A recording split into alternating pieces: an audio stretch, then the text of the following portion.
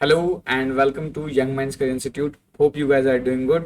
सो आज का जो लेक्चर है हम यहाँ पे स्टार्ट करने वाले हैं बीएससी जूलॉजी का एक टॉपिक, जहाँ पे हम आज की जो क्लास में डील करेंगे वो एनिमल क्लासिफिकेशन से होने वाली है सारी की सारी चीज़ें। यानी आज हम डील करेंगे कि एनिमल क्लासिफिकेशन का बेसिस क्या है।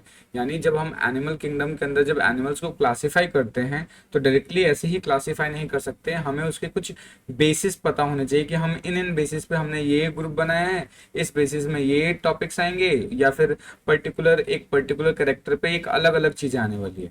तो उनको हम क्या नाम देते हैं? उनको नाम देते हैं बेसिस ऑफ क्लासिफिकेशन। उनको क्या नाम देंगे? उनको नाम देंगे बेसिस ऑफ क्लासिफिकेशन। तो अभी आज का जो लेक्चर है, आज के लेक्चर में हम सारे ही उन बेसिस को डील करेंगे कि किन किन बेसिस के ऊपर हम क्लासिफिकेशन करते हैं। अगर आपको समझ में ना आया, कोई टॉपिक में डाउट रहता है तो डायरेक्टली पूछ सकते हो यार, मतलब ज़्यादा ऐसा सोचने की ज़रूरत नहीं है। तो आज का जो हमारा मेन टॉपिक है, जहाँ पे हम आज डील करेंगे, इस टॉपिक के को पढ़ने के बाद आपको ये आइडिया आ जाएगा कि हम जो क्लासिफिकेशन करते हैं, जितने भी एनिमल किंगडम के अंदर क्लासिफिकेशन से पॉरीफेरा हो गया, ठीक है, सीलेंट्रेटा, टिनोफोरा, ये सब क्यों करते हैं, किस बेसिस पे क्लासिफिकेशन हुआ है।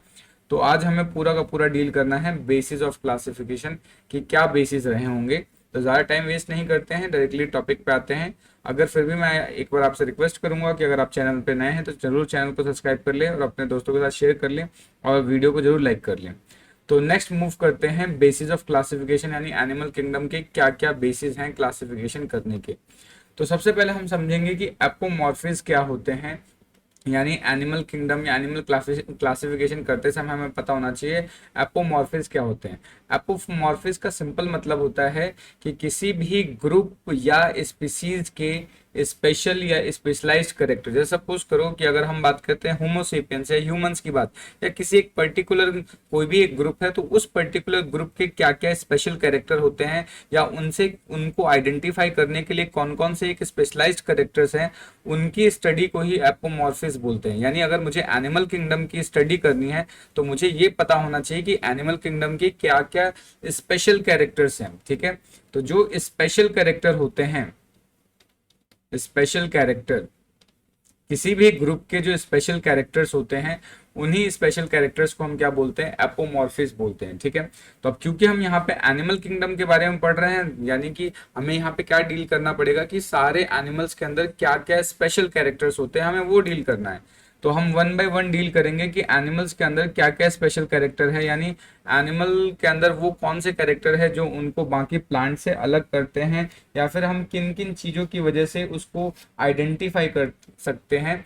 इन सारी चीज़ों को हमें यहाँ पे डील करना है। तो सबसे पहले अगर हम बात करते हैं कि कोई भी एनिमल होगा वो मल्टी सेलुलर ऑर्गेनिज्म होगा। यानी अगर हम जो भी यहाँ पे एनिमल किंगडम के बारे में बात करने वाले हैं, वहां पर क्या होगा कि जितने भी एनिमल होंगे वो सारे के सारे पहला कैरेक्टर क्या शो करेंगे? Multi cellularity.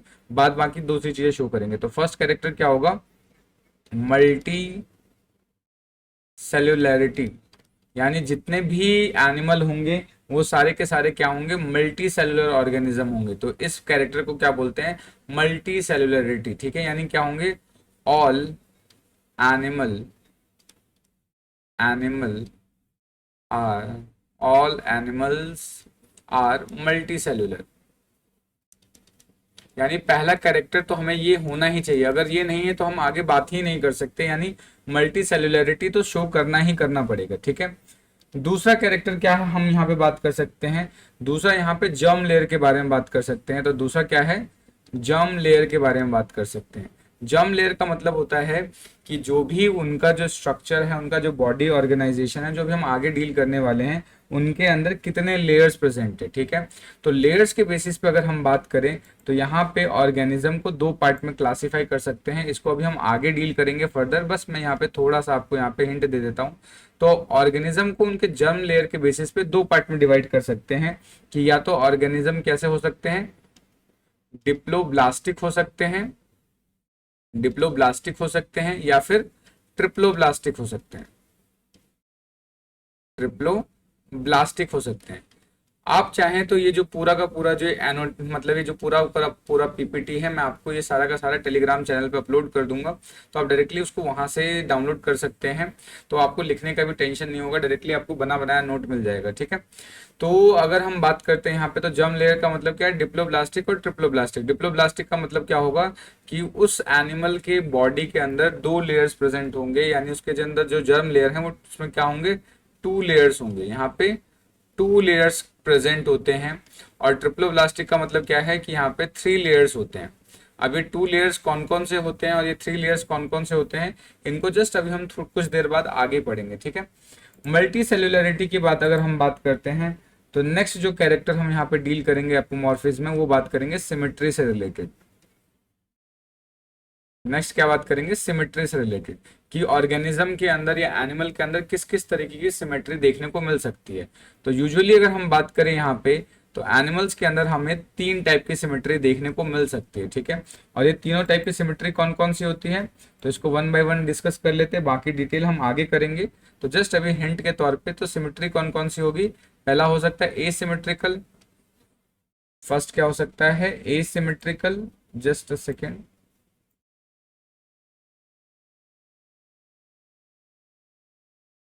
तो फर्स्ट हो सकता है हमारा एसिमेट्रिकल।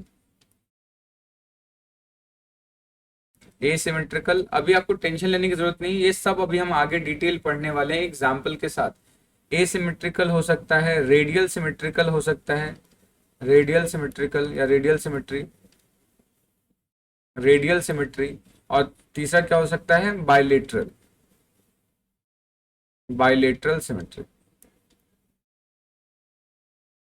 तो ये 3 टाइप की सिमेट्री हम यहाँ पे देखने को मिल सकती है। उसके अलावा अगर हम बात करें यहाँ पे, तो बॉडी के अंदर सेगमेंटेशन भी हमें देखने को मिल सकता है। तो फोर्थ कैरेक्टर हम क्या देख सकते हैं, सेगमेंटेशन।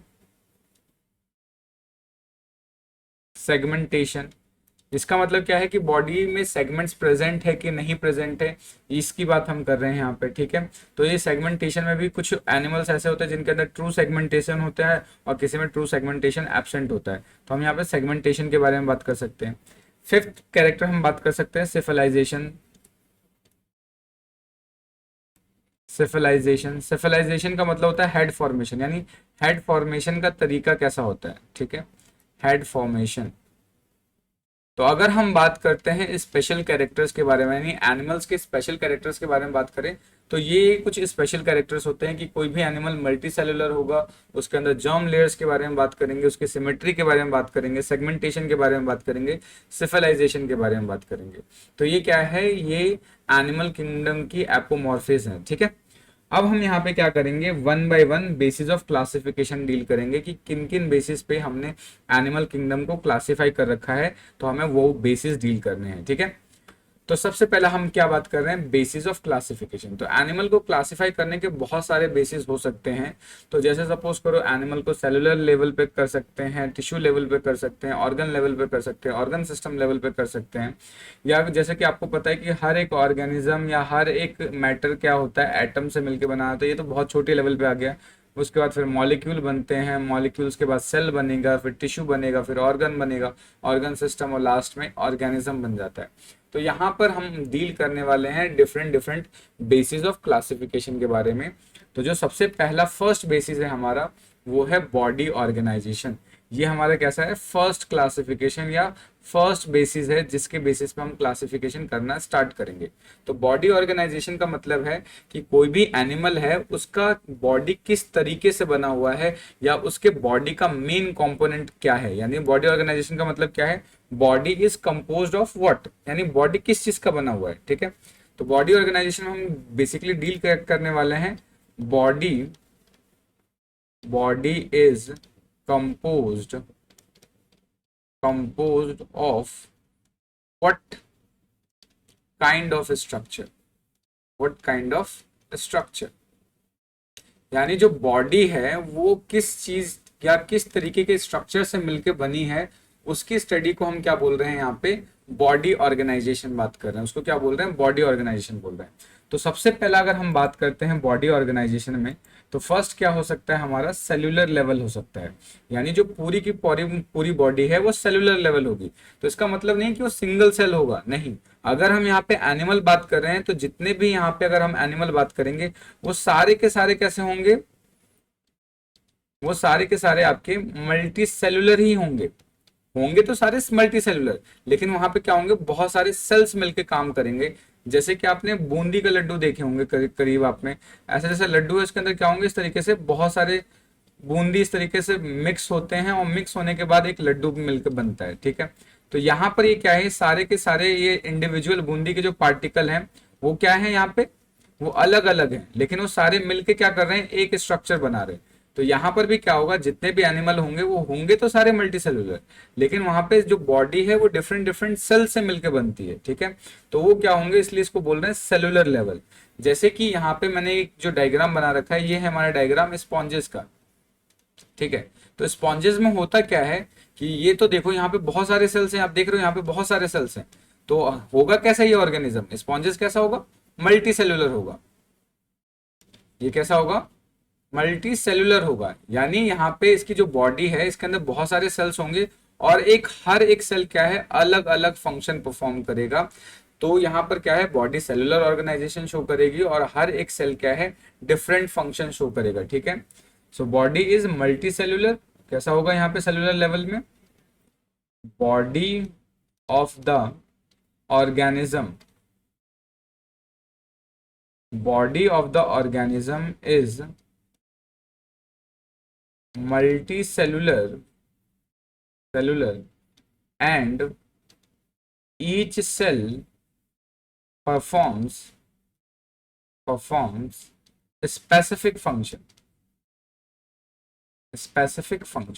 यानी हर एक सेल यहाँ पे क्या होगा, अलग अलग फंक्शन परफॉर्म करेगा। जैसे कि आप यहाँ पर देखो, यहाँ पे स्पॉन्जेस के अंदर मैंने अलग अलग सेल्स बनाए, जैसे क्वानोसाइट सेल्स हो गया, ऑस्टियम हो गया, यहाँ पे मिजोकाइल हो गया, या स्पॉन्जोसील सेल्स हो गए, स्पाइक्यूल्स हो गए, या पिनोसाइट सेल्स हो गए। ये सारे के सारे क्या हैं, अलग अलग सेल्स हैं, और इन सब सेल्स का क्या है, फंक्शन अलग अलग है। तो ये हम डिटेल में बाद में पढ़ेंगे, जब मैं आपको क्या है, हर एक मतलब कि फाइलम को अलग अलग जब पढ़ाऊंगा, तब वहां पे हर एक सेल का स्पेशल फंक्शन बताऊंगा कि जैसे क्वानोसाइट का काम क्या है, फीडिंग में हेल्प करता है या न्यूट्रिशन में हेल्प करता है, वैसे क्या हर एक सेल का अपना एक अलग अलग फंक्शन होता है, ठीक है। तो ये सेलुलर लेवल का एग्जाम्पल क्या हो जाएगा आपका, पॉरीफेरा हो गया। यानी पॉरीफेरा के अंदर क्या होते हैं, डिफरेंट टाइप के स्पॉन्जेस आते हैं। तो सारे के सारे स्पॉन्जेस को हम कहाँ डील कर रहे होते हैं, पॉरीफेरा में पढ़ रहे होते हैं। और पॉरीफेरा के अंदर कैसा ऑर्गेनाइजेशन होगा, सेलुलर लेवल। यानी बॉडी क्या है, बहुत सारे सेल से मिलके बनेगी। ये ध्यान रखना, हम एनिमल के बारे में पढ़ रहे हैं, यहाँ पे चाहे कैसा भी ऑर्गेनाइजेशन होगा, लेकिन सारे के सारे ऑर्गेनिज्म कैसे होंगे, मल्टी सेलुलर होंगे, ये फिक्स है, ठीक है। नेक्स्ट सेलुलर लेवल की बात करते हैं, टिश्यू लेवल। नेक्स्ट कैसा है हमारा, टिश्यू लेवल। अब टिश्यू लेवल में होगा क्या कि जो भी ऑर्गेनिज्म है उसकी बॉडी क्या है, टिश्यू से मिलकर बनी होगी, और हर एक टिश्यू क्या है, अपना एक स्पेशलाइज्ड फंक्शन परफॉर्म करेगा। तो यहाँ पे क्या लिख सकते हैं कि body of the organism is composed of tissues and different tissues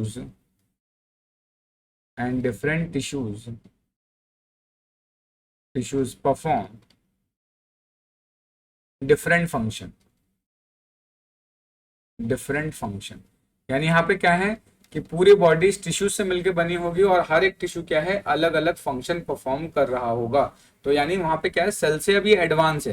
यानी यहाँ पे क्या होंगे, जो डिफरेंट सेल हैं जिनका ऑर्गेनाइजेशन या जिनका बोल सकते हैं ओरिजिन सेम है, वो आपस में कंपोज होके एक स्ट्रक्चर बना देंगे, जिनको हम टिश्यू बोलेंगे।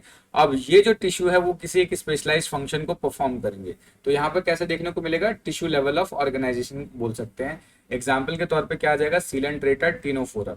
ये सब ध्यान रखना, जब हम अभी आगे डिफरेंट डिफरेंट फाइलम्स को, जब फाइलम की सीरीज स्टार्ट करेंगे, तब वहां पे सारे जितने भी फाइलम्स हैं उनके स्पेशल कैरेक्टर, उनके स्पेशलाइज्ड कैरेक्टर, उनके एग्जांपल्स और उन पर्टिकुलर एग्जांपल्स के अंदर जो स्पेशल ऑर्गेनिज्म होगा उनके बारे में हम वन बाय वन डिटेल करेंगे। ठीक है, नोट्स बनाने की आपको चिंता नहीं करनी है, क्योंकि सारे नोट्स ये ऑलरेडी जो अब लिखा हुआ एनोटेटेड पीपीटी है, ये मैं डायरेक्टली टेलीग्राम चैनल पर अपलोड कर दूंगा, आप डायरेक्टली वहां से डाउनलोड कर सकते हैं, तो आपको लिखने का टेंशन भी खत्म कर दूंगा मैं। ठीक है, अगर समझ में नहीं आ रहा तो कमेंट करो यारो, टेंशन की कोई बात ही नहीं है। ठीक है, धीरे धीरे समझेंगे, सारी चीजें अच्छे से समझ में आ जाएगी। ठीक है, तो सबसे पहले हमने पढ़ लिया सेलुलर लेवल, फिर बात कर लिया टिश्यू लेवल, नेक्स्ट बात करते हैं ऑर्गन लेवल।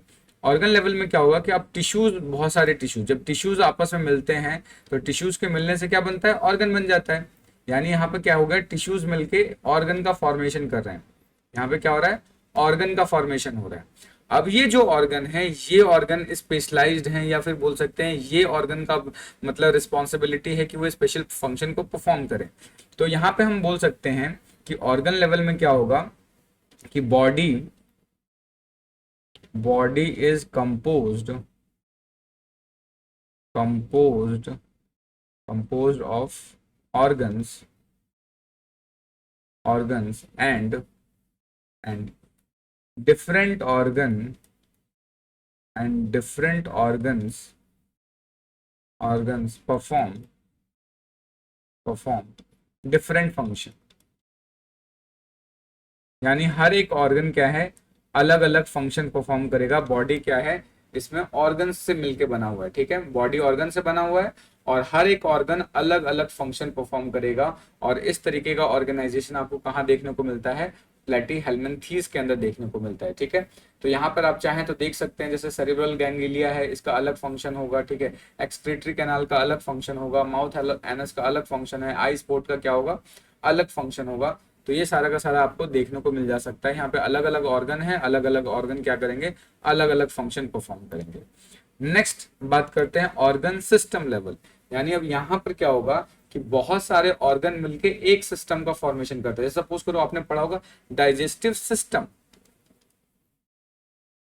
आपने क्या पढ़ा, डाइजेस्टिव सिस्टम। अब डाइजेस्टिव सिस्टम का मतलब क्या है, यहाँ पे कोई एक ऑर्गन नहीं आएगा, यहाँ पे बहुत सारा पूरा ऑर्गन, डिफरेंट ऑर्गन मिलके एक पूरा का पूरा एक सिस्टम बना रहे हैं। जैसे कि यहाँ पे माउथ से लेके एनस तक स्टार्ट हो रहा है कि माउथ हो गया, फिर ईसोफेगस हो गया, उसका स्टमक हो गया, फिर small intestine, large intestine, rectum, ये सारी चीजें क्या है, मिलके बेसिकली एक सिस्टम को परफॉर्म बना रही है। तो इसको क्या बोल रहे हैं, डाइजेस्टिव सिस्टम। तो यहाँ पे अलग अलग ऑर्गन्स आपस में मिलेंगे, साथ के साथ लिवर, पैंक्रियाज, ये सब कुछ मिलके एक कॉमन फंक्शन परफॉर्म करते हैं। तो इसलिए यहाँ पे क्या होगा, इसको बोलेंगे डाइजेस्टिव सिस्टम बोलेंगे, या organ system level of organisation बोलेंगे।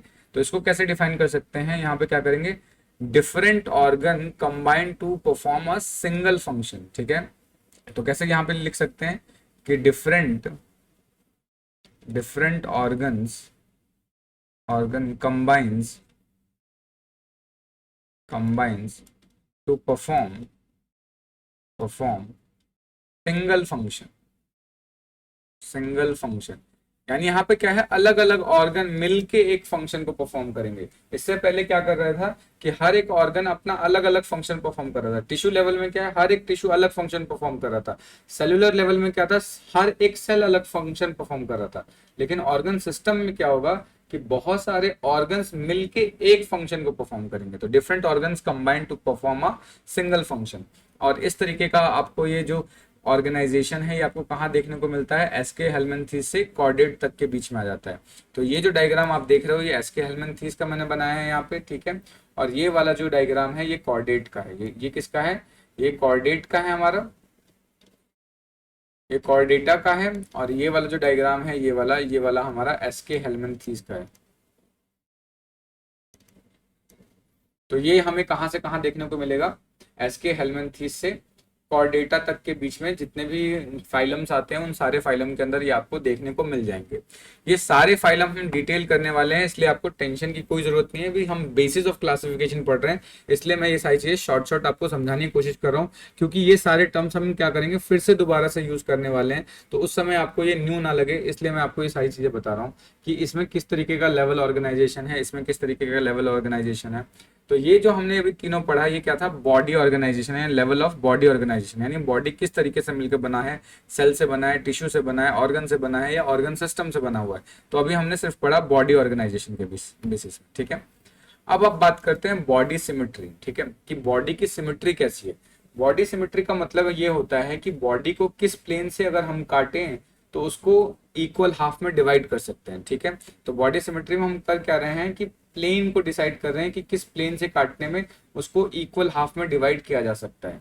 तो उस बॉडी की सिमेट्री के बेसिस पे अगर हम बात करें तो जो एनिमल किंगडम है उसको डिवाइड कर सकते हैं एसिमेट्रिकल, रेडियल सिमेट्री और बाइलेटरल सिमेट्री, ठीक है। एसिमेट्रिकल का मतलब होता है कि इस टाइप पे यानी इस ग्रुप में आने वाला कोई भी ऑर्गेनिज्म है उसको किसी भी प्लेन से काट दो, आप उसको दो इक्वल हाफ में डिवाइड नहीं कर सकते, ठीक है। तो यहाँ पे क्या होगा, animal animal can not be divided divided into two equal halves from any plane। किसी भी प्लेन से काटो आप इसको दो इक्वल हाफ में डिवाइड कर ही नहीं सकते, चाहे देख लो इधर से काट लो या फिर आप बोलो इसको इधर से काट लो, कहीं से भी काट दो या इधर से काट लो, कहीं से भी काटोगे इसको इक्वल हाफ में डिवाइड नहीं कर सकते। और ये एसिमेट्रिकल स्ट्रक्चर आपको किस में देखने को मिलेगा, पॉरीफेरा के अंदर ये आपको एग्जाम्पल देखने को मिल जाता है, यानी जितने भी स्पॉन्जेस होते हैं उसके अंदर ये आपको देखने को मिलेगा एसिमेट्रिकल स्ट्रक्चर। रेडियल सिमेट्री का मतलब क्या होता है, रेडियल सिमेट्री एक ऐसा स्ट्रक्चर है जहां पे आप एनिमल को किसी भी प्लेन से काट दो आप उसको दो इक्वल पार्ट में डिवाइड कर सकते हो, ठीक है। तो यहाँ पे क्या होगा, animal can be divided into two equal halves from any plane. किसी भी प्लेन से इसको डिवाइड करेंगे वो क्या होगा, इक्वल हाफ में डिवाइड किया जा सकता है, ठीक है। जैसे जैसे देख लो इसको इधर से काट लो, इधर से काट लो या इवन इधर से काट दो, ये क्या होगा, इक्वल हाफ में डिवाइड किए जा सकते हैं। फॉर एग्जाम्पल सीलन ट्रेट्स हो गया, टीनोफोरा हो गया, इकाइनोडर्मेटा हो गया, ये सारे एग्जाम्पल है किसके, रेडियल सिमेट्री के, ठीक है। बाइलेटरल सिमेट्री का मतलब क्या होता है कि यहाँ पर बॉडी को दो इक्वल हाफ में डिवाइड तो कर सकते हैं लेकिन किसी एक डेफिनेट प्लेन से, यानी एक डेफिनेट प्लेन से काटेंगे तो ही इक्वल हाफ में डिवाइड हो सकता है, अदरवाइज अगर उससे दूसरे किसी प्लेन में काटेंगे तो इक्वल हाफ में डिवाइड नहीं कर सकते। जैसे सपोज करो इसमें क्या है, अगर इस प्लेन से काटते हैं तो इक्वल हाफ में डिवाइड हो सकता है, बट अगर इस प्लेन से काटेंगे तो इक्वल हाफ में डिवीजन नहीं होगा। तो बाइलेटरल का मतलब क्या है, किसी एक डेफिनेट प्लेन से काटने पर ही हम उसको टू इक्वल हाफ में डिवाइड कर सकते हैं, ठीक है। तो कैसे डिफाइन कर सकते हैं, सो यहाँ पे क्या होगा, animal can be divided into two equal half half from from any definite plane, यानी किसी एक डेफिनेट प्लेन से ही उसको काटने में उसको इक्वल हाफ में डिवाइड कर सकते हैं, अदरवाइज किसी दूसरे उसके अलावा किसी दूसरे प्लेन से काटेंगे तो उसको इक्वल हाफ में डिवाइड नहीं कर सकते, ठीक है। फॉर एग्जाम्पल आ गया प्लेटीहेल्मिन्थीज से लेके कॉर्डेटा तक, प्लेटीहेल्मिन्थीज से कॉर्डेटा तक जितने भी एनिमल आएंगे उन सब के अंदर क्या होगा, इस तरीके की हमें सिमेट्री देखने को मिलती है, ठीक है। यहाँ पर एक एक्सेप्शन आपको थोड़ा सा याद रखना है, जो अब आपको ध्यान रखना है, जो इकाइनोडर्म्स होते हैं, ठीक है, इकाइनोडर्म्स के अंदर ये जो हमारे इकाइनोडर्म्स हैं, इकाइनोडर्म के अंदर आपको क्या देखने को मिलेगा कि जितने भी अडल्ट होते हैं, ठीक है, जितने भी अडल्ट होंगे अडल्ट के अंदर रेडियल सिमेट्री देखने को मिलते हैं, बट अगर उसके लार्वा की बात करें तो लार्वा के अंदर बाइलेटरल सिमेट्री देखने को मिलता है। तो यहाँ पे क्या है, एक्सेप्शन जैसा आप बोल सकते हो, एक्सेप्शन क्या है कि जो इकाइनोडर्मेटा है अडल्ट है, इकाइनोडर्म्स की बात कर रहे हैं, इकाइनो में इकाइनोडर्म्स, इकाइनोडर्म्स में क्या होगा, adult adult have radial symmetry, radial symmetry but but larva larva has bilateral bilateral symmetry. उसके अंदर कैसे होगी, बाइलेटरल सिमेट्री होगी। ठीक है, ये आपको ये बात याद रखनी है, ये सिर्फ और सिर्फ इकाइनोडर्म्स के अंदर हमें देखने को मिल जाता है। तो अभी तक हमने डिस्कस कर लिया बॉडी सिमेट्री के बारे में। अब बात करते हैं नेक्स्ट हमारा है जर्म लेयर्स के बेसिस पे। जो अभी जर्म लेयर हम पीछे बात कर रहे थे उसी को अब यहाँ पे डील करने की कोशिश करें। ठीक है, तो अगर जर्म लेयर की बात करें, जर्म लेयर्स का मतलब है कि बॉडी के अंदर कितने लेयर्स हैं, कितने जर्मिनल लेयर्स हैं। तो अब यहाँ पे बात करते हैं, तो जर्मिनल लेयर के बेसिस पे हमने यहाँ पे एनिमल्स को दो पार्ट में डिवाइड कर दिया। एक होता है डिप्लोब्लास्टिक और एक होता है ट्रिप्लोब्लास्टिक। डिप्लो वर्ड का मतलब क्या होता है, टू लेयर्स। ठीक है, टू जर्म लेयर्स। तो डिप्लोब्लास्टिक का मतलब क्या होगा, टू जर्म लेयर, यानी यहाँ पे दो जर्म लेयर होंगे, दो मेन जर्म लेयर होंगे। एक को क्या बोलेंगे, आउटर वाले को एक्टोडर्म बोलेंगे, जो आउटर वाला होगा उसको एक्टोडर्म बोलेंगे। और ये जो अंदर वाला होता है उसको हम बोलते हैं एंडोडर्म। ठीक है, उसको क्या बोलेंगे, एंडोडर्म। और इसके बीच में क्या होगा, अनडिफरेंशिएटेड मीजोडर्म होता है, जिसको हम मीजोग्लिया बोलते हैं। ठीक है, यहाँ पे क्या होगा, अनडिफरेंशिएटेड सेल्स होते हैं। तो मीजोग्लिया क्या होगी, एक्टोडर्म और एंडोडर्म के बीच में अनडिफरेंशिएटेड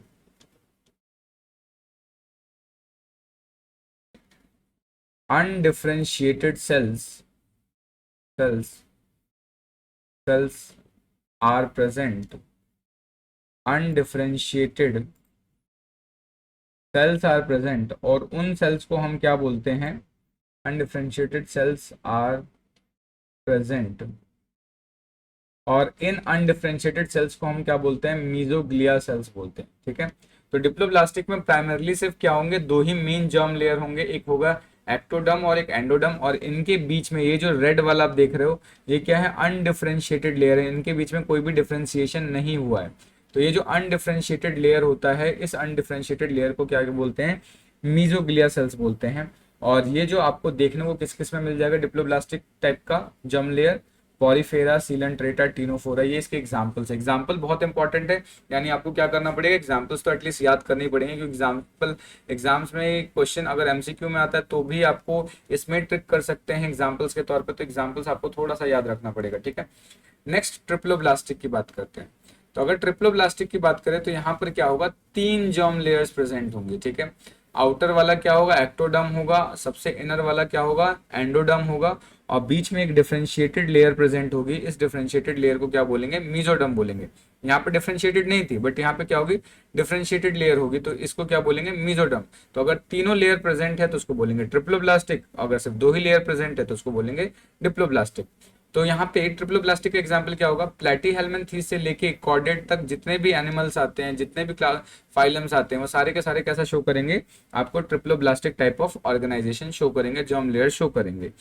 नेक्स्ट, आप जर्म लेयर्स के बारे में बात करते हैं।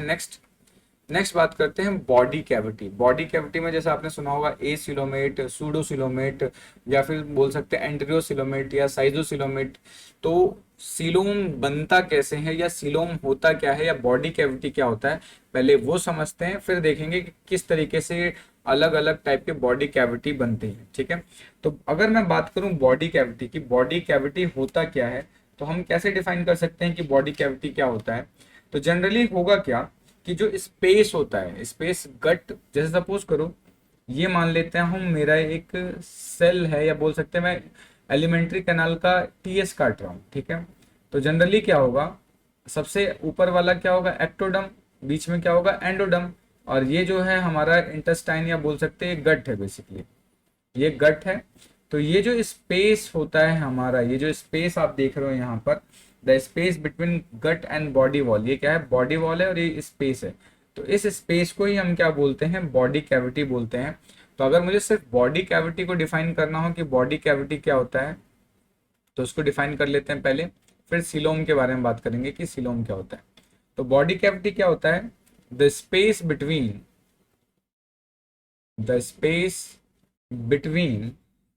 gut and body wall, gut and body wall is called body cavity। गट और बॉडी वॉल, ये गट है हमारा और ये बॉडी वॉल है, इसके बीच का जो स्पेस होगा, ये जो बीच में जो स्पेस, खाली स्पेस है, इसी को क्या बोलेंगे, बॉडी कैविटी बोलेंगे। और अगर ये बॉडी कैविटी मीजोडर्म से अगर लाइंड है, यानी इसके ऊपर यहाँ पे सपोज करो मीजोडर्म की इस तरीके से लेयर प्रेजेंट हो जाए, अगर मीजोडर्म नहीं है तब तो उसको बोलेंगे बॉडी कैविटी, लेकिन अगर इसके ऊपर क्या आ जाए, मीजोडर्म की लेयर आ जाए, ऐसे मीजोडर्म की लेयर आ जाए, तब वो बॉडी कैविटी क्या कहलाने लग जाती है, सीलोम कहलाने लग जाती है। ठीक है, सो इसको आगे हम लिख सकते हैं, if body cavity is lined by mesoderm, then it is called coelom. तब उसको हम क्या बोलेंगे, सीलोम बोलेंगे। ठीक है भाई लोग, लिखने की टेंशन मत रखा करो, लिखो मत, सिर्फ समझो। लिखने के लिए मैंने क्या कर रखा है, आपको ये पीपीटी जो एनोटेटेड पीपीटी है, मैं डायरेक्टली इसको पीडीएफ फॉर्मेट में टेलीग्राम पे डाल दूंगा, आप डायरेक्टली वहां से जाके इसको डाउनलोड कर सकते हैं, टेंशन ही खत्म कर दी मैंने आपकी। ठीक है, तो अब ये समझेंगे कि ये जो बॉडी वॉल है या जो सीलोम है, ये बनता कैसे है, इसको पहले समझ लेते हैं, फिर हम डिस्कस करेंगे ए सीलोमेट, सूडो सीलोमेट, या फिर हम बात करते हैं जो साइजो सीलोमेट या ट्रू सीलोमेट कैसे बनते हैं, इसको समझने की थोड़ी कोशिश कर लेते हैं। ठीक है, तो ये बॉडी कैविटी का बनना या सीलोम बनता कैसे है, इसको समझते हैं। तो जैसे जब फर्टिलाइजेशन हो जाता है, फर्टिलाइजेशन के बाद जाइगोट का फॉर्मेशन होता है, तो सबसे पहले क्या स्टेप होएगा, फर्टिलाइजेशन, यानी स्पर्म और एग जब फर्टिलाइज करते हैं, जब फर्टिलाइजेशन का प्रोसेस होता है, फर्टिलाइजेशन के बाद क्या बनेगा, जाइगोट का फॉर्मेशन होगा।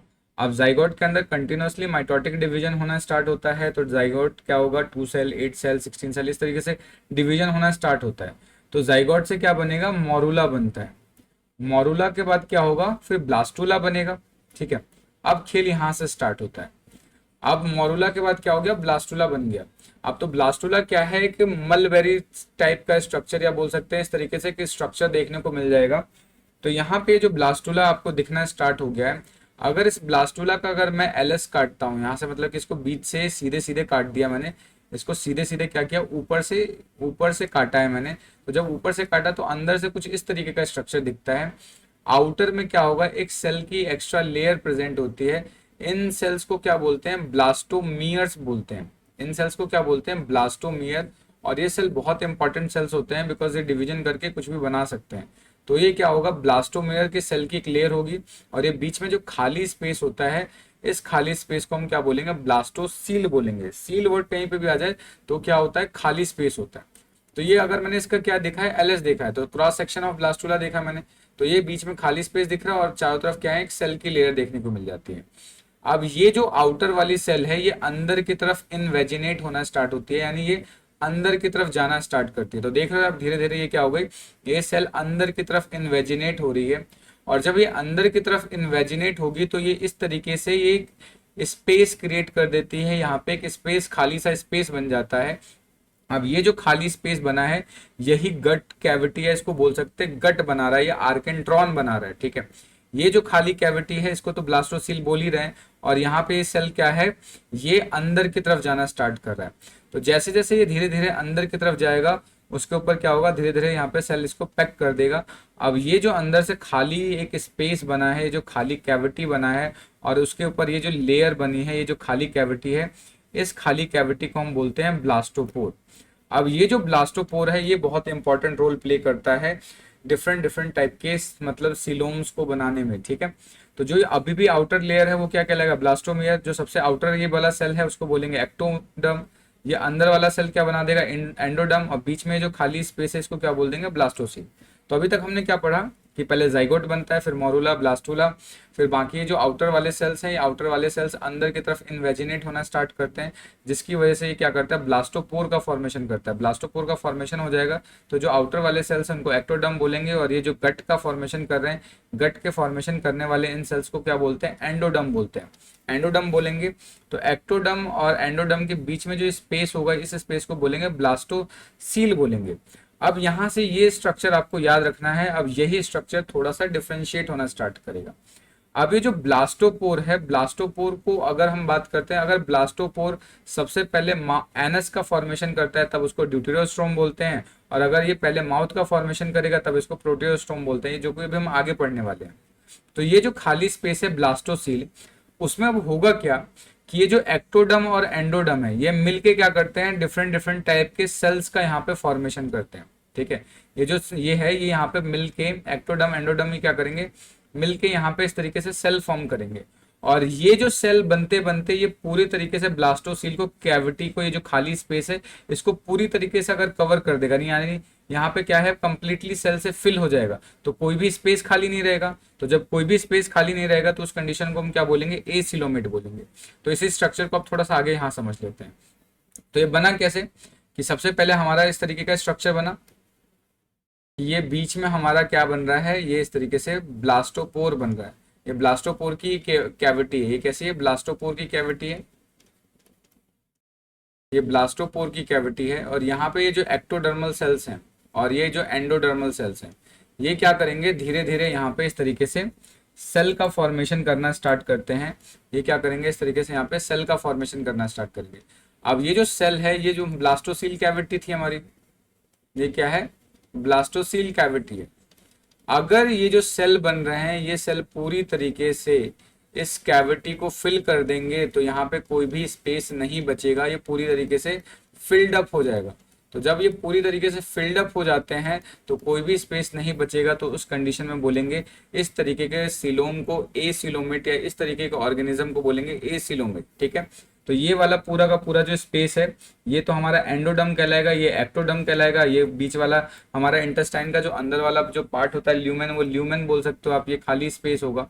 और यहाँ पर क्या होते हैं, पूरे के पूरे सेल्स इस तरीके से पैक्ड होते हैं। ये यहाँ पे ये पूरा का पूरा कैविटी क्या है, सेल से इस तरीके से पैक्ड होगा, यहाँ पे कोई भी सेल्स नहीं होगा।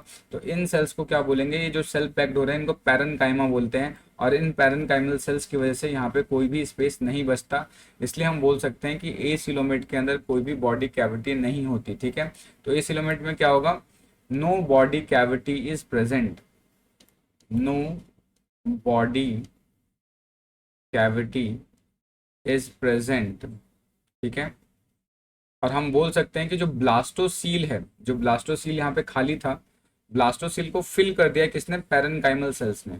Blastocoel is covered by parenchymal cell।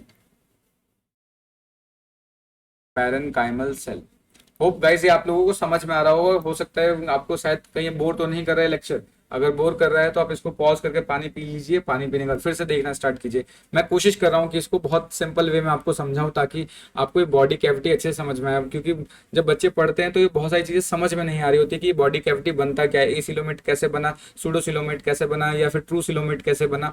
तो मैं उसको थोड़ा सिंप्लीफाई करने की कोशिश कर रहा हूँ। ठीक है, तो ये हो गया एसिलोमेट समझ में आया। तो बेसिकली हुआ क्या कि जब ये ब्लास्टोसील अगर पूरी तरीके से फिल्ड हो जाए तो उस कंडीशन को बोलेंगे एसिलोमेट। नेक्स्ट बात करते हैं सूडोसिलोमेट। सूडोसिलोमेट में होगा क्या, अगेन ये वाला स्ट्रक्चर समझो, ये क्या वाला स्ट्रक्चर है, ये आउटर वाला क्या बन जाएगा, ये तो एक्टोडर्म बना देगा, ये तो एक्टोडर्म बनाएगा। ये अंदर इन्वेजिनेट होने के बाद, ये तो हमारा ब्लास्टोपोर है ही, ये हमारा क्या है, ब्लास्टोपोर, ये ब्लास्टोपोर है। और ये वाले सेल्स क्या है, एंडोडर्म, ये एंडोडर्म है। और ये हमारा एक्टोडर्म है, ये एक्टोडर्म हो गया। और ये वाला जो हो गया हमारा एंडोडर्म हो गया।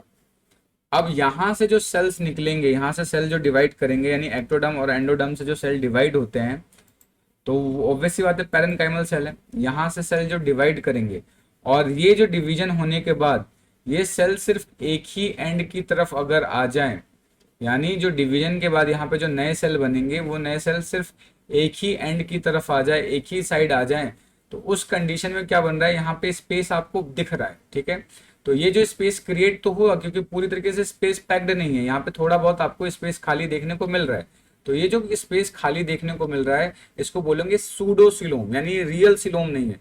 रियल सिलोम इसको क्यों नहीं बोलेंगे, क्योंकि जो एंडोडर्म है उसके ऊपर भी मेसोडर्म की लाइन होनी चाहिए, लेकिन यहाँ पे क्या है, मेसोडर्म की लाइन नहीं है, मेसोडर्म की लाइन एंडोडर्म पे नहीं है, सिर्फ और सिर्फ कहाँ पे प्रेजेंट है, एक्टोडर्म पे है। इसलिए इसको क्या बोल रहे हैं, सूडो सिलोम बोलेंगे, इसको क्या बोलेंगे, सूडो सिलोम बोलेंगे। तो यहाँ पे देखो ये क्या है, एक्टोडर्म, उसके बाद ये क्या है हमारा गट या एंडोडर्म बोल सकते हैं।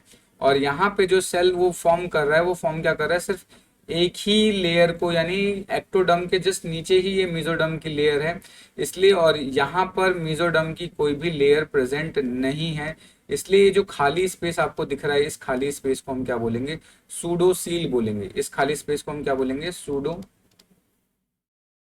सूडोसील बोलेंगे। तो ध्यान रखना है कि ट्रू सीलोम हम तभी बोल सकते हैं जब मेसोडर्म की लाइनिंग एक्टोडर्म पे भी हो और एंडोडर्म पे भी हो। अगर ऐसा नहीं है तो उस कंडीशन को क्या बोलेंगे, सूडोसील बोलेंगे। और इस टाइप के ऑर्गेनिज्म को सूडोसिलोमेट बोलेंगे। तो इसमें क्या देखने को मिल रहा है, एक्टोडर्म देखने को मिल रहा है आपको, साथ के साथ एंडोडर्म देखने को मिल रहा है, ये खाली स्पेस जो दिख रहा है सूडोसील देखने को मिल रहा है। और यहाँ पे क्या होगा, साथ के साथ ये जो सूडोसील है इसके अंदर लिक्विड फिल्ड होता है, इसके अंदर इस तरीके से कुछ लिक्विड फिल्ड होता है। जो ये लिक्विड है ये क्या करेंगे, ये मेसोडर्मल सेल्स जो होते हैं, मेसोडर्मल पैरेन्काइमल सेल्स, ये सेल यहाँ पे फ्लूइड सिक्रीट करते हैं। तो यहाँ पे बोल सकते हैं मेसोडर्मल पैरेन्काइमल सेल्स या parenchymal cells, parenchymal cells form fluid. ये फ्लूइड फिल बनाते हैं जो कि इस स्पेस के अंदर आके इस तरीके से फिल हो जाते हैं। ठीक है, तो ये आ गया सूडोसिलोमेट। तो इसके एग्जांपल क्या होगा, निमेटोडा बोल सकते हैं या राउंड वॉर्म बोल सकते हैं या एस्के हेलमिंथीज बोल सकते हैं। तो सूडोसिलोमेट की कंडीशन आपको उसमें देखने को मिलती है। अब जो यहाँ से इंपॉर्टेंट है वो है हमारा ट्रू सिलोमेट या सिलोमेट बोल सकते हैं। तो जो ट्रू सिलोमेट्स होते हैं, तो ट्रू सिलोमेट का मतलब होगा क्या कि जैसे सपोज करो ये अगर हम यहाँ पे बॉडी कैविटी की बात करते हैं, तो जो एक्टोडर्म है, एक्टोडर्म के नीचे भी मेसोडर्म की लेयर होगी और एंडोडर्म के ऊपर भी मेसोडर्म की लेयर होगी। तो अगर दोनों ही लेयर के ऊपर, दोनों ही बॉडी वॉल के ऊपर अगर मेसोडर्म की लाइनिंग है, तो उस कंडीशन में क्या बोलेंगे, ट्रू सिलोमेट बोलेंगे। तो उसको क्या बोलेंगे, ट्रू सिलोमेट बोलेंगे। ट्रू सिलोमेट कब होता है, when mesoderm is present on both body wall, यानी एक्टोडर्म पे भी हो और एंडोडर्म पे भी हो। कहाँ कहाँ पे हो, ectoderm as well as endoderm. अगर एक्टोडर्म और एंडोडर्म दोनों पे ही मेसोडर्म प्रेजेंट है, तब उस कंडीशन को बोलेंगे ट्रू सिलोमेट, यानी वो ट्रू सिलोमेट है। अब जो ट्रू सिलोमेट है उसके अंदर जो सिलोम का फॉर्मेशन है, यानी ट्रू सिलोम का जो फॉर्मेशन है वो अलग अलग तरीके से होता है। अगर हम बात करें अलग अलग तरीके से कैसे होता है, अगर हम साइजोसिलोमेट की बात करें, तो साइजोसिलोमेट्स के अंदर क्या होगा कि जो मेसोडर्म का फॉर्मेशन होता है वो स्प्लिटिंग की वजह से होता है, या बोल सकते हैं कि जो साइजो, यहाँ पे जो ट्रू सिलोम का फॉर्मेशन हो रहा है वो किसकी वजह से हो रहा है, स्प्लिटिंग की वजह से हो रहा है। ठीक है, तो यहाँ पे हम क्या लिख सकते हैं कि जो सिलोम है, coelom is formed by splitting of mesoderm। यहाँ पे ये टर्म इंपॉर्टेंट है, स्प्लिटिंग ऑफ मेसोडर्म। ठीक है, यानी जो यहाँ पे साइजोसिलोमेट का जो फॉर्मेशन होता है वो कैसे होगा, वो किस तरीके से होगा कि यहाँ पे स्प्लिटिंग हो रही है, यहाँ पे क्या हो रही है, स्प्लिटिंग हो रही है मेसोडर्म की, यानी मेसोडर्म जब स्प्लिट होगा तब जाके साइजोसिलोमेट का फॉर्मेशन होता है। अब ये स्प्लिटिंग क्या होता है इसको अभी मैं थोड़ी देर में आपको समझाऊंगा। नेक्स्ट, अगर एंटीरियोसिलोमेट की बात करें, एंटीरियोसिलोमेट या फिर अगर हम बात करते हैं इसको ट्रू सिलोमेट भी, ट्रू सिलोमेट तो दोनों ही है, लेकिन एंटीरियोसिलोमेट की बात करें तो एंटीरियोसिलोमेट के अंदर जो सिलोम है उस सिलोम का फॉर्मेशन कैसे होता है इसको चेक कर लेते हैं। तो मैं मार्कर का पहले कलर चेंज कर लेता हूँ। तो एंटीरियोसिलोमेट में सिलोम का फॉर्मेशन कैसे होगा, तो यहाँ पे जो सिलोम है, coelom is formed by the outgrowth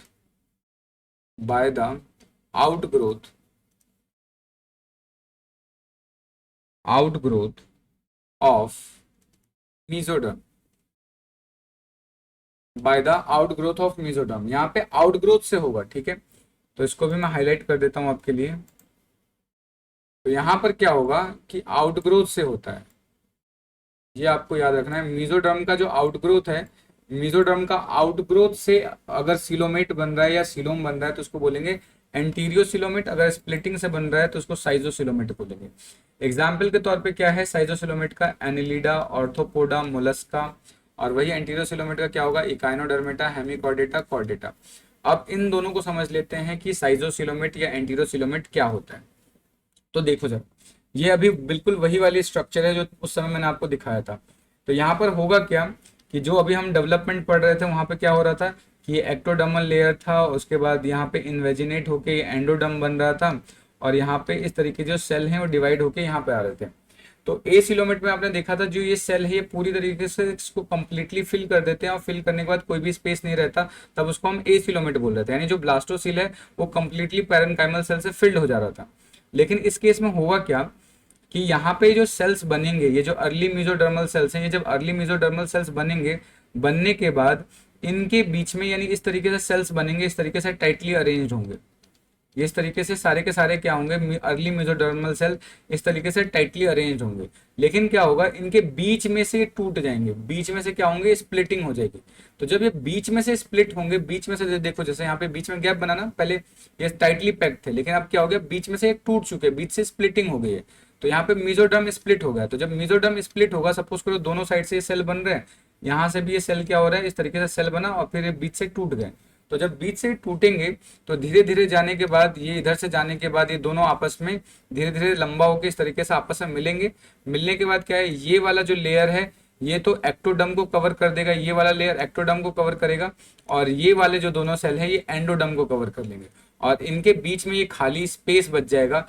इस खाली ही स्पेस को हम क्या बोलते हैं, ये जो खाली स्पेस आप देख रहे हो, इस खाली स्पेस को क्या बोलते हैं, साइजोसिलोमेट। क्योंकि ये क्या बना है, कैसे बना है, ये बेसिकली स्प्लिटिंग से बना है। यानी मेसोडर्म पहले जो एक सॉलिड स्ट्रक्चर था, बीच में से वो फट जाता है, टूट जाता है, जिसकी वजह से स्प्लिटिंग हो जाती है।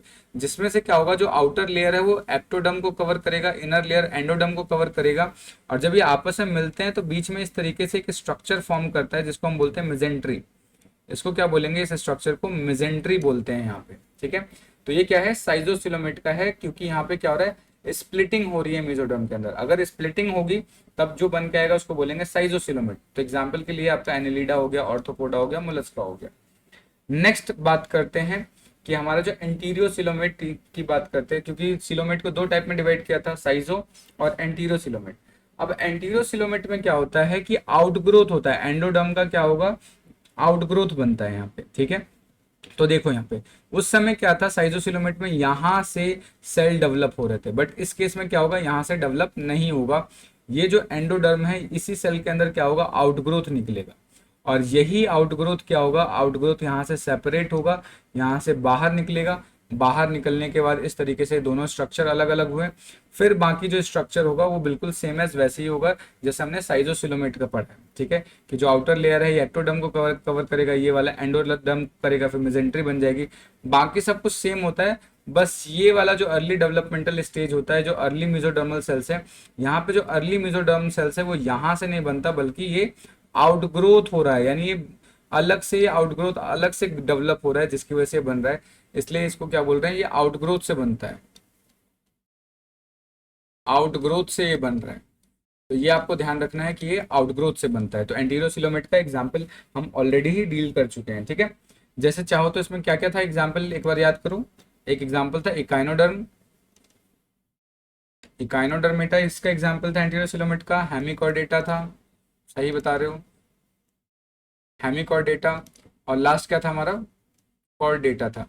ये तीन इसके एग्जाम्पल हमें डील करने हैं यहाँ पे। एग्जाम्पल्स बहुत इंपॉर्टेंट है बच्चे लोग, इसको एग्जाम्पल याद रखना ही रखना है। ठीक है, नेक्स्ट अब बात करते हैं future of blastopore. Future of blastopore का मतलब कि वही क्लीवेज था, क्लीवेज अंदर की तरफ इन्वेजिनेट हो रहा था, तो बीच में एक स्ट्रक्चर बन रहा था, जो ये मैंने आपको बताया था, इसको ब्लास्टोपोर बोलते हैं। ठीक है, अगर ध्यान रखना है, अगर ब्लास्टोपोर डायरेक्टली कन्वर्ट हो जाता है माउथ में, ठीक है, तो यहाँ पे क्या लिख सकते हैं, इफ ब्लास्टोपोर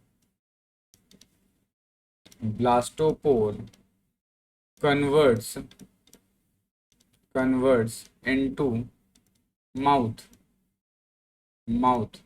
तब उसको हम क्या बोलेंगे, प्रोटोस्टोम्स बोलेंगे। उसको क्या बोलेंगे, प्रोटोस्टोम बोलेंगे। यानी यहाँ पर जो आपका ब्लास्टोपोर है, ब्लास्टोपोर किस में कन्वर्ट हो रहा है, माउथ में कन्वर्ट हो रहा है। ठीक है, यानी जो फर्स्ट ओपनिंग है, यानी जो ब्लास्टोपोर सबसे पहले क्या बनाएगा, ये आपका बनाता है माउथ बनाएगा। ये बहुत इंपॉर्टेंट है, ध्यान रखना है। साथ के साथ यहाँ पे दूसरी चीज आपको याद रखनी है कि जो प्रोटोस्टोम्स होते हैं इनके पास बहुत कम हॉक्स जीन्स होते हैं। तो यहाँ पे हम क्या लिख सकते हैं कि few hox genes are present, few hox genes are present. अब आप ये सोचेंगे कि हॉक्स जीन क्या होता है। हॉक्स जीन उन जीन्स को बोलते हैं जो बॉडी को फॉर्मेशन में हेल्प करते हैं, ठीक है।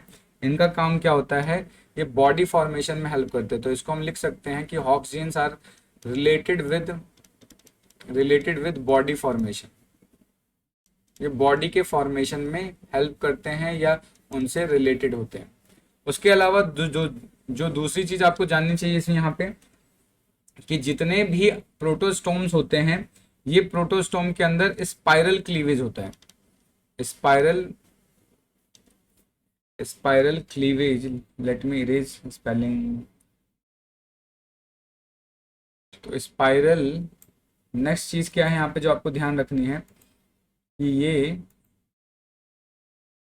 स्पाइरल क्लीवेज शो करता है। स्पाइरल क्लीवेज शो करता है। स्पाइरल क्लीवेज का मतलब क्या होता है, यहाँ पे देख रहे हो ना, ये स्पाइरल क्लीवेज शो कर रहा है। स्पाइरल क्लीवेज का मतलब होता है कि यहाँ पे हर एक सेल पहले से ही डिटरमाइंड होता है कि उसको क्या बनाना है। अगर इसमें से कोई भी एक सेल डिस्ट्रॉय हो जाए या गायब हो जाए तो बाकी जो डिवीजन है वो हो ही नहीं पाएगा। तो स्पाइरल क्लीवेज का मतलब क्या होता है कि यहाँ पे सेल इज ऑलरेडी डिटरमाइंड, ठीक है। यहाँ बोल सकते हैं सेल ऑलरेडी कमिटेड होता है, भैया उसे दूसरे के साथ रिलेशनशिप में नहीं जाना। Cell is already committed, cell is already committed. यहाँ पे सेल कमिटेड होता है, ठीक है। बट रेडियल क्लीवेज के अंदर सेल्स कमिटेड नहीं होता और हर सेल क्या है, हर एक पार्ट बना सकता है। यहाँ पे क्या है, एक स्पेसिफिक सेल एक स्पेसिफिक टाइप की चीज को ही बना सकता है। अगर वो पर्टिकुलर सेल खत्म हो जाए, गायब हो जाए तो स्ट्रक्चर नहीं बनेगा, ये ध्यान रखना है। यहाँ पे क्या होगा कि हर एक सेल हर एक चीज बनाने के लिए स्पेशलाइज्ड होता है। तो अगर यहाँ से एक सेल डिस्ट्रॉय भी हो जाए तो क्या होगा कि यहाँ पे कोई भी डिवीजन में कोई फर्क नहीं पड़ेगा, ठीक है। तो यहाँ पे हम बोल सकते हैं cells are not committed, cells are not committed. यहाँ पे सेल्स कमिटेड नहीं होते। तो जब यहाँ पे सेल्स कमिटेड नहीं होते यानी हर एक सेल हर एक चीज को बना सकता है। इसलिए कभी कभी क्या होता है, जब जाइगोट के अंदर स्प्लिटिंग हो जाती है तो यहाँ पे ट्विंस देखने को मिल सकते हैं। तो इस कंडीशन में क्या हो सकता है, ट्विंस का फॉर्मेशन हमें देखने को मिल सकता है। ट्विंस आर सीन, यानी कुछ कुछ कंडीशन में हमें ट्विंस देखने को मिल सकता है, बट इस केस में कभी भी ट्विंस नहीं बन सकते। ट्विंस कैन नॉट फॉर्म, ये आपको ध्यान रखना है कि प्रोटोस्टोम्स के अंदर ट्विंस का फॉर्मेशन नहीं होता है, बट ड्यूटेरियोस्टोम्स के अंदर फॉर्म हो सकते हैं, ठीक है। उसके अलावा ये जो होते हैं प्रोटीरियोस्टोम वो साइजोसिलोमेट होते हैं। ये कैसे होते हैं, साइजोसिलोमेट होते हैं। अभी मैंने बताया साइजोसिलोमेट कैसे बनते हैं, मीजोडर्म की स्प्लिटिंग की वजह से बनते हैं। तो ये कैसे होंगे, साइजोसिलोमेट होते हैं। एग्जाम्पल के तौर पे क्या क्या आ जाएगा प्रोटीरियोस्टोम के अंदर, एसके हेलमिन्थीज, एनिलिडा, ऑर्थोपोडा, मोलस्का, ठीक है। तो ध्यान रखना प्रोटोस्टोम का मतलब क्या है कि अगर ब्लास्टोपोर सबसे पहले माउथ बनाता है तो उसको बोलेंगे ब्लास्टोस्पोर, ठीक है, या फिर प्रोटोस्टोम बोलते हैं। यहाँ पे ब्लास्टोपोर अगर माउथ बनाएगा तो उसको क्या बोलेंगे, प्रोटोस्टोम्स बोलेंगे, ये याद रखना है आपको। नेक्स्ट बात करते हैं ड्यूटीरियोस्टोम। ड्यूटीरियो का मतलब होता है सेकंड ओपनिंग। अगर सेकंड ओपनिंग माउथ बनती है यानी फर्स्ट क्या बनेगी, एनस। तो यहाँ पे हम बोल सकते हैं कि इस स्टेट में हो क्या रहा है, यहाँ पे थोड़ी सी चीजें बदल रही हैं। कैसे बदल रही हैं इसको देख लेते हैं। तो यहाँ पे जो ब्लास्टोपोर है, तो जो ब्लास्टोपोर माउथ ना बना के पहले क्या बनाता है, blastopore first convert into anus, यानी ब्लास्टोपोर यहाँ पे एनस का फॉर्मेशन करता है, ये आपको ध्यान रखना है, ठीक है। साथ के साथ यहाँ पे तो बहुत कम हॉक्स जीन देखने को मिल रहे थे, बट यहाँ पे हॉक्स जीन बहुत ज्यादा मिलेगा क्योंकि जो ऑर्गेनिज्म है थोड़े कॉम्प्लेक्स नेचर के होते हैं, इसलिए यहाँ पे बहुत सारे हॉक्स जीन की रिक्वायरमेंट होती है। तो हम देख सकते हैं यहाँ पे मैनी हॉक्स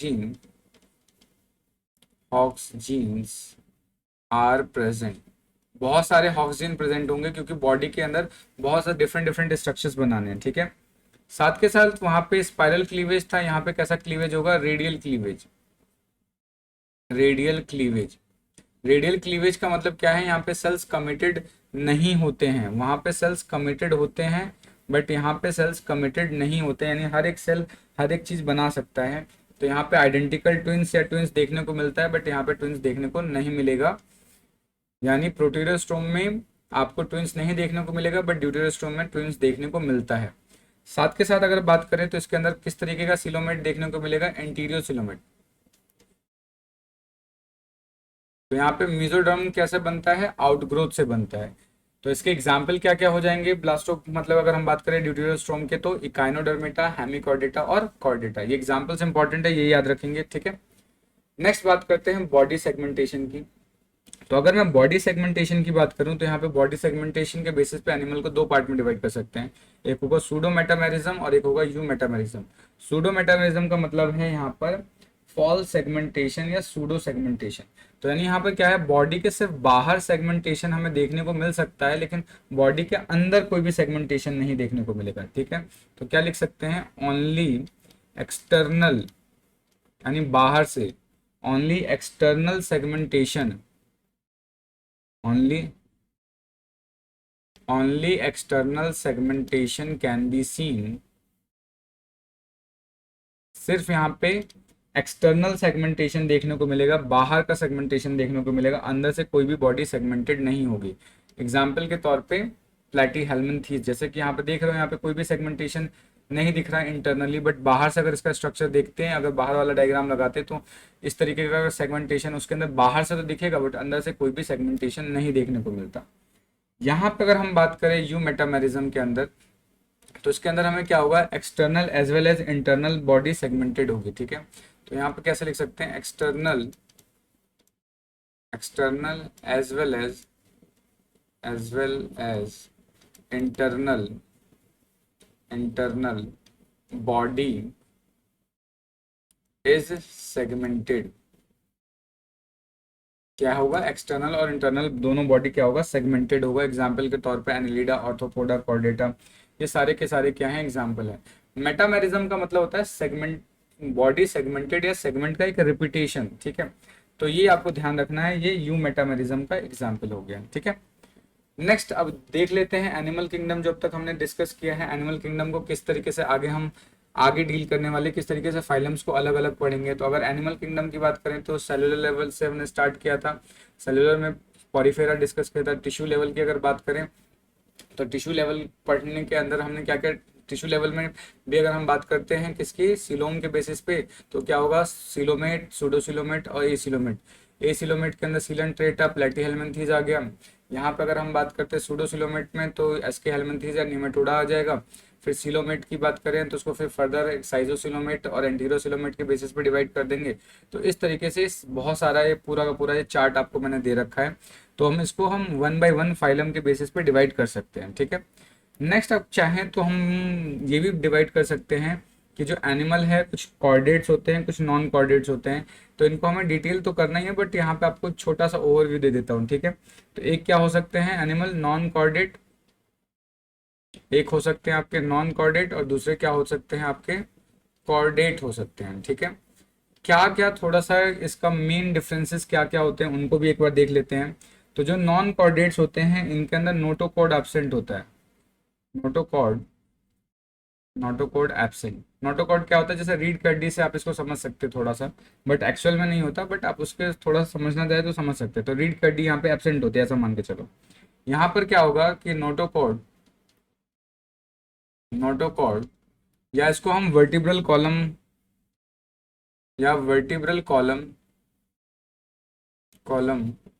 आर प्रेजेंट। यहाँ पे ये सब चीजें क्या होंगी, प्रेजेंट होंगी। ये अभी हम आगे डिटेल करेंगे, बस मैं आपको एक छोटा सा ओवरव्यू दे रहा हूँ यहाँ पे, ठीक है।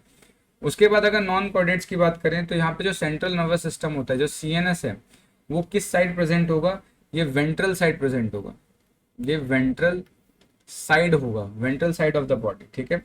वेंट्रल साइड होगा और कैसा होगा, डबल होगा एंड सॉलिड स्ट्रक्चर होगा, डबल एंड सॉलिड। अब ये वेंट्रल है, डॉर्सल साइड क्या होता है, अगर सपोज करो आप ये ह्यूमन है, एक मान लेते हैं कि ह्यूमन है, डायग्राम पे नहीं जाएंगे सिर्फ समझने। तो ये जो फ्रंट वाला पार्ट है, जो आपका ये फ्रंट चेस्ट वाला पार्ट है, ये वेंट्रल हो गया, और जो बैक वाला पार्ट होता है उसको हम डॉर्सल बोलते हैं। तो ये क्या होगा, वेंट्रल और डॉर्सल हो गया। आप इसको इस तरीके से याद रख सकते हैं। तो नॉन कॉर्डेट्स जितने भी होते हैं, उन नॉन कॉर्डेट्स के अंदर जो सेंट्रल नर्वस सिस्टम होता है वो वेंट्रल साइड होता है, यानी आगे की तरफ होता है। ठीक है। नेक्स्ट अगर हम बात करते हैं कॉर्डेट्स के अंदर, तो कॉर्डेट्स के अंदर सेंट्रल नर्वस सिस्टम कहाँ होगा हमारा? अगर यहाँ पे बात करें तो यहाँ पे जो सीएनएस होगा या सेंट्रल नर्वस सिस्टम होगा वो किधर की तरफ प्रेजेंट होगा? डोर्सल साइड होगा, डोर्सल साइड होगा, और हॉलो नेचर का होगा। यहाँ पे सॉलिड होता है, यहाँ पे कैसा होगा? हॉलो होगा। ठीक है। नेक्स्ट बात करते हैं इसके अंदर हार्ट के बारे में। हार्ट, ठीक है, हार्ट कैसा होगा? यहाँ पे हार्ट पीछे की तरफ प्रेजेंट होता है, यानी डोर्सल साइड होगा। हार्ट कहाँ प्रेजेंट होगा? Dorsal side. और ह्यूमंस या फिर इसके अंदर कॉर्डेट्स के अंदर कहाँ प्रेजेंट होता है हार्ट? ये तो बहुत अच्छे से याद होगा ना, ये कहाँ दिल में टूटता रहता है तो याद ही होगा, वेंट्रल साइड। ये आपके वेंट्रल साइड पे प्रेजेंट होगा। तो इस तरीके से आज का जो लेक्चर है हमारा बेसिस ऑफ क्लासिफिकेशन, वो यहीं पे आज हम खत्म करेंगे। होप आपको ये वीडियो बहुत अच्छी लगी होगी। अगर फिर भी आपका कोई कमेंट है, कोई डाउट है, तो आप कमेंट जरूर करें, जरूर बताएं। या कोई आपको लगता है कोई सुझाव है या कोई टॉपिक आप बताना चाहते हैं कि किसी पर्टिकुलर टॉपिक पर मुझे वीडियो बनाना चाहिए, you can simply just text me out, या आप कमेंट बता सकते हैं कि किस टॉपिक पर मुझे वीडियो बनाना चाहिए, मैं उस टॉपिक पर आपके लिए वीडियो बना दूंगा। और ये जो पूरा का पूरा एनोटेटेड पीपीटी है, ये डायरेक्टली मैं आपको टेलीग्राम चैनल पे अपलोड कर दूंगा लेक्चर के साथ ही साथ, जिससे कि आपको क्या है, इसको नोट करने की भी जरूरत नहीं मिलेगी, करनी पड़ेगी। और अगर आप चैनल पर नए हैं तो जरूर सब्सक्राइब कर लें, अपने दोस्तों के साथ शेयर कर लें। मिलते हैं नेक्स्ट वीडियो में, तब तक के लिए जय हिंद दोस्तों, थैंक यू।